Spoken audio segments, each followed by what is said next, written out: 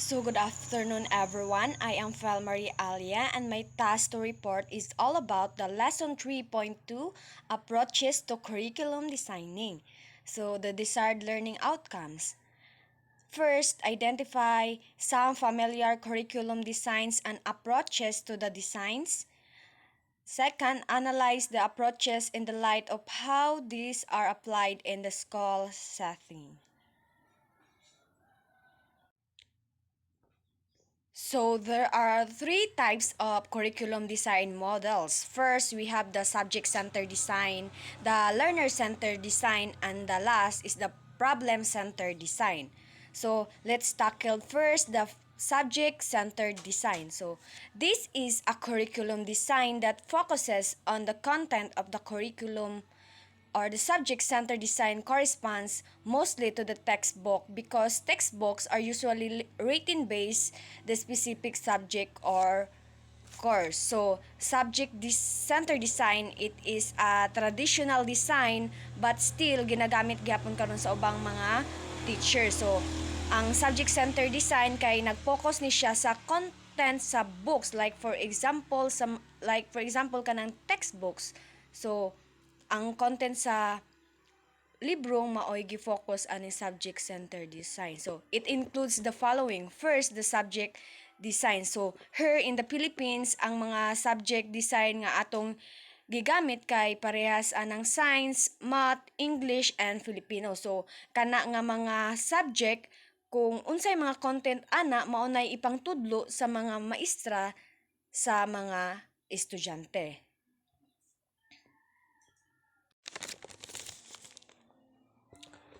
So here are other types of subject-centered design, the discipline design. So it is an approach to curriculum development that focuses on organizing educational content around specific academic disciplines. So kung unsay mga content sa libro nga gitudlo sa mga maestra is dapat makatunan sa mga estudyante. So another one is the correlation design. So it is the relation of one subject into another subject. So like for example kanang subject nga science. So naay content sa subject nga science, naay mga content sa science nga related sa subject nga math. So, mo na example sa correlation design. So, another one is the broad field design interdisciplinary. So, it is the combination of one or more subjects. So, like for example sa DepEd. So, isa sa mga subject sa DepEd kay ang MAPE. So, naadira ang music, PE, arts, and music. So, maunay Broadfield Design Interdisciplinary. So, gi-combine ang pila ka subject para mahimo na lang siyang one subject. So, let's move on to the second types of the curriculum design models, the learner-centered design. So, among progressive educational psychologists, the learner is the center of the educative process. So, this emphasis is very strong in the elementary level. However, more concern has been placed on the secondary and even the tertiary level. So, since the subject-centered design is the traditional one, the learner-centered design is the new curriculum. So, kaning learner-centered design, so karon nga curriculum, so new curriculum. So ang gi-focus ani kay ang syempre ang mga estudyante. So kitang mga estudyante ang gi-focus ani. So kuan. So gamit kay ni siya sa mga elementary level kay diha manggod ang mga bata kay more independent kayo sila sa ilang pag-eskwela. So pero as well as the secondary level, so og tertiary level, so gamit po ni siya sa mga secondary og tertiary level. So some examples are child-centered design. So when we say child-centered, so ang gi-focus jud ani kay ang mga estudyante. So second one is the experience-centered design. So experience-centered design are closely related to to child-centered design in that children's concern are the basis for organizing children's school world. So humanistic design, so it emphasizes human potential, empowering students by actively involving in their own growth. So students will be able to recognize parts and whole both visually and numerically. So the last type of the curriculum design models is the problem-centered design. So in this curriculum, content cuts across subject boundaries and must be based on the needs, concerns, and abilities of the students. So when we say problem-centered, so it is more focus of the needs or unsay mga concerns o mga abilities sa students. So pinaagi ang problem-centered designs the students kay kabalo na siya kung unsaon pag-resolve sa mga real life problems or real life scenarios. So two examples are given for the problem center design curriculum. So the life situation design. So this design is na contents are organized in ways that allow students to view problem areas clearly, so students will see direct relevance to what they are studying if the content is organized around aspect of community life. So by having students study social life or life situations, they not only study ways to improve society but become directly involved in that improvement. So core problem design. So it centers on education and the problems are based on common human activities. So the center forces of the core design includes common needs, problems, concerns of the learners.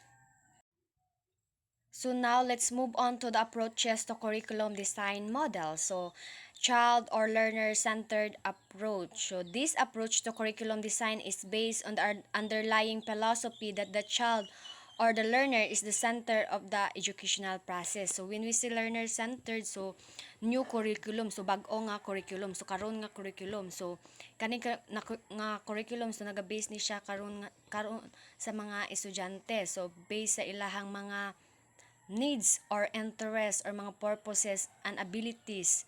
So it means that the curriculum is constructed based on the needs, interests, purposes, and abilities of the learners. So the curriculum is also built upon the learner's knowledge, skills, previous learnings, and potential.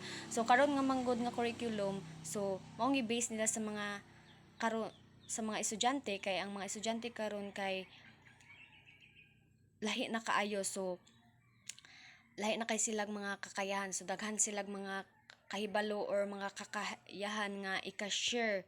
So like for example, so ang mga bata karon kay more likely independent na kayo sila, so ilahang kahibalo kinahanglan nga ilaha yung mabuhat through experience. So principles of child-centered curriculum approach should acknowledge and respect the fundamental rights of the child. So as a teacher, so kinahanglan nato nga i-acknowledge or i-respect kung unsay kaya or kung unsay gusto sa mga bata. So like for example sa klase, kung gusto niya mo answer or mo express iyang idea, so kinahanglan nato paminawon or kinahanglan nato dawato or irespeto. So kay ang mga bata, so gusto nila nga kanang naa sila i-share or na gusto nila nga buhaton jud ang ilang gusto buhaton. So make all activities revolve around the overall development of the learner. So kinahanglan nga ang katong activities nga ato ang ipabuhat, so kinahanglan gyud nga katong pagdevelop sa learner. So consider the uniqueness of every learner in a multicultural classroom. So now in 21st century, so we are diverse learners. So since ang mga estudyante kay naa sila'y lahi-lahi nga gigikanan, na sila lahi nga kultura, so naay mga Subanens, Muslims or Bisaya, so kinahanglan nga ma ilahang maintindihan nga kanang ang ilahang mga individual differences.